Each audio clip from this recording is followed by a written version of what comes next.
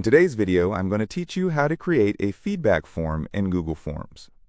If you find this useful, consider subscribing and liking the video as it really helps us out and allows us to continue providing you with easy-to-follow tutorials like this one.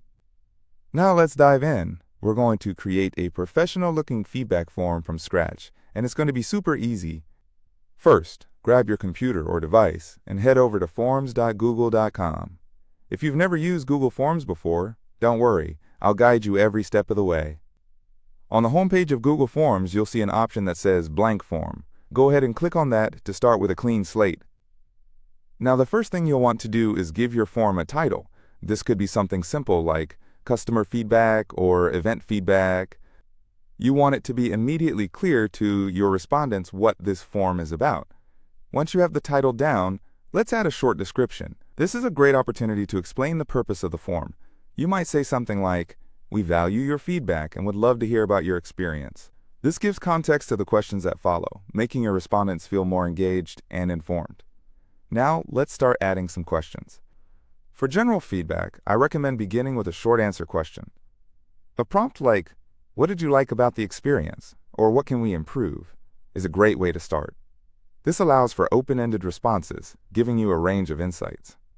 You can also get a little more structured by using multiple choice or linear scale questions to gauge satisfaction. For instance, you might ask, "On a scale of 1 to 5, how satisfied were you with the service?" This kind of question will help you gather quantifiable data that's easy to analyze later. If you want your form to be well organized, and who doesn't, you can group related questions together by clicking the Add Section button. This is helpful for separating personal information from feedback questions. For example, you might have one section for asking for the respondent's name and contact details, and another section dedicated just to their feedback. As you design your form, you'll also want to make it visually appealing, so let's customize it a bit. At the top of the page, you'll see a palette icon.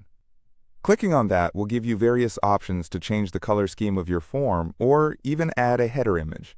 Choose something that reflects the theme of your form or your brand identity. Now that your form is starting to take shape and look nice, let's get into the settings. Click on the gear icon at the top right corner of the form. In the Settings menu, navigate to the Responses tab. Here, you'll find options to choose whether users can edit their responses after submitting, whether they can see summary charts, and more. If you plan to follow up with your respondents later, make sure you toggle on the option to collect email addresses. Finally, it's time to get that form out into the world. Click the Send button located in the top right corner. This will give you options for sharing your form.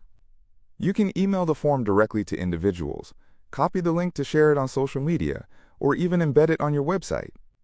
And just like that, your feedback form is ready to go.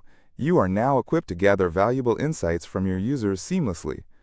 If this video helped you, make sure to like, subscribe, and hit the bell so you never miss a new tutorial. Thank you so much for watching, and I can't wait to see you in the next one.